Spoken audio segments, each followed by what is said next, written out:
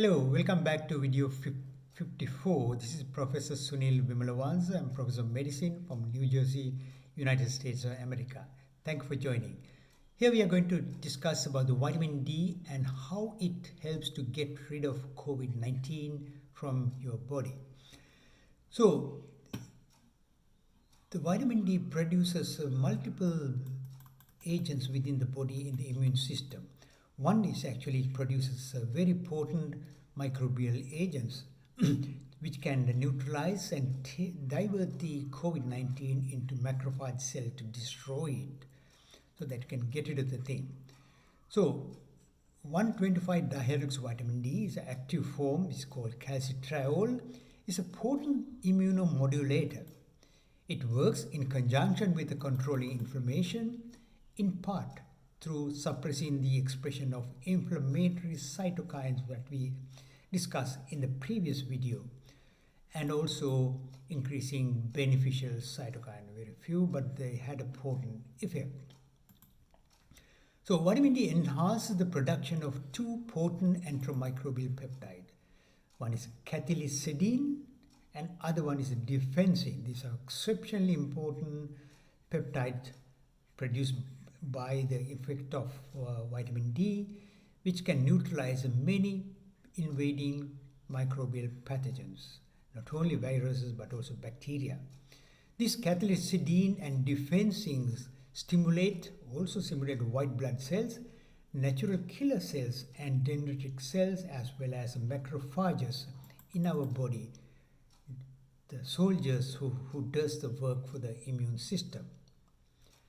So this defense system in the body is depending on these cells together with the antibodies against the invading pathogen and by the peptides, microbial peptides I mentioned.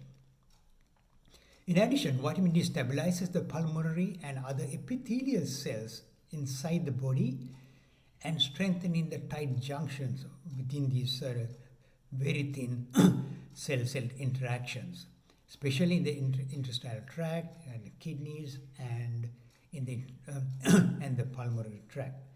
So when these tight junctions are intact and the cell membranes are strong, viral entry into the human cells become less thanks to vitamin D and the good immune system.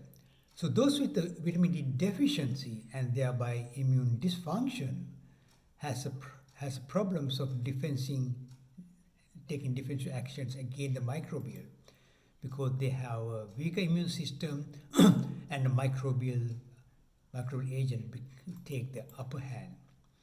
This also make a person vulnerable, especially to viral attacks like COVID. This multi-stage distinctive defensive system what we have also do neutralizing the viruses in the circulation, as I said in the previous video, through the defensin and cathelicidin, and thereby preventing viruses getting attached to pulmonary and gastrointestinal epithelial cells. So thereby simply preventing the virus entering our bodies. And therefore it reduces the viral load, and through the antibody system it actually helps to get rid of the viruses quickly than otherwise. So how can we facilitate generating enough vitamin D synthesis through the skin? There are several fundamental facts one need to consider or be aware of. So I'm going to take you through these facts so that if you have any myths, you can actually get rid of them, because there are so many related to sunlight exposure. Here are they.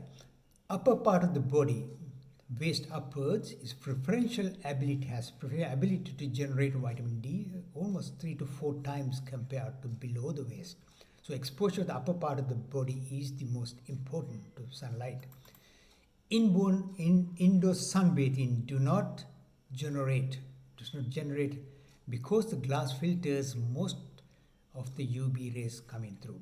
So what you get is a false sense of security but no vitamin D generation. Yet you can have the warmth, sunburn even through the glass, because the other rays will come and stimulate your skin, but not the ultraviolet B rays. Wearing clothing and covering the skin will not help either, so as the wearing any type of sun protection creams and ointment. When the SPF factor exceeds 12, these creams apply on the skin, virtually all UV rays will get cut off. But I'm talking about 95 to 98% of the UV rays prevented reaching the skin, thereby do not allow to produce vitamin D. Early morning and late afternoon sunlight, although we were taught from school days that that's the best time to be out, are indeed ineffective. So that was a myth. We were misguided unknowingly. Because the reason is the angle of UV rays reaching to the Earth's surface and thereby skin surface are too wide to penetrate the skin, and also less intensity. The most efficient time for UV rays to reach us, our skin, is between 10 a.m. and 2 p.m. When you stand outside, when your shadow is shorter than you, that's the time you can get the maximum benefit. If the shadow is longer than your height, there's no benefit from UV rays and generating vitamin D. So it's a very simple way to look at it, what time you should be outside. So the outside is 10 a.m. and 2 p.m. The zenith angle, what you call the sunlight received Earth, is too wide, and therefore it cannot penetrate our skin. However, in tropical countries, it is too hot to stay in the sunshine after midday. That's the reason we recommend people to go out around 9 o'clock up to about midday. This can be done on a few sessions. You can have 10 minutes at a time and collect about 30 to 40 minutes each day. That will generate little amount of vitamin D, but things get accumulated and have beneficial results. So as a compromise, we say that 30 minutes or more, 30 minutes is minimum, sustained sunshine from 10 a.m. towards midday. So what also need to be concerned is the skin damage. Therefore, after the desired amount, the length of period you are on the sunshine, then one could apply, if you wish, the sun protection creams and lotion if you're going to stay longer in sunlight.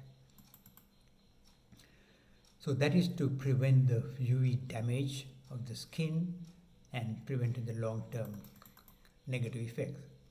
One should not experience erythema or the redness of the skin or sunburn at all during safe sun exposure. If you get that, either you are too sensitive to sunlight, or you have been staying there too long. Please avoid doing so.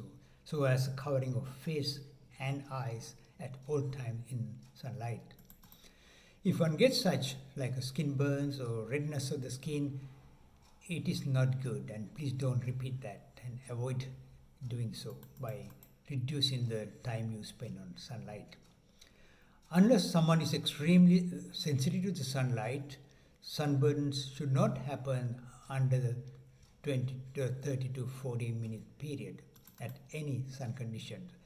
Exposure beyond that should accomplish with the sun protection, as in the case of staying in beaches and swimming pools, etc. However, person with the freckles in the skin, as in many Australian ethnic white skinned people, are known to sensitive for sunlight, super sensitive to sunlight, and therefore they should stay for a shorter period of time and should rely on instead vitamin D supplements and should use sunscreen to protect their skin from future damage. Those with the medical ailments such as lupus or taking certain medication that increases the sensitivity to the sunlight or UV rays should also avoid sun exposure. It's a very small percentage of people, less than 0.5% of the population, and they should indeed rely on taking supplements to get the benefits of vitamin D and thereby strengthening the immune system. Today, unfortunately, none of the governments in the world is understand nor advocating such simple guidelines, which is free, to obtain vitamin D and to increase the population vitamin D sufficiency as well as immunity so that people will not get sick. In the absence, only beneficiaries are the hospital and pharmaceutical companies who rely on the sickness of the people rather than the healthy people. Thank you. Please don't forget to subscribe to this channel because that is important for us to generate more videos for your benefit. Thank you. Till next time, bye.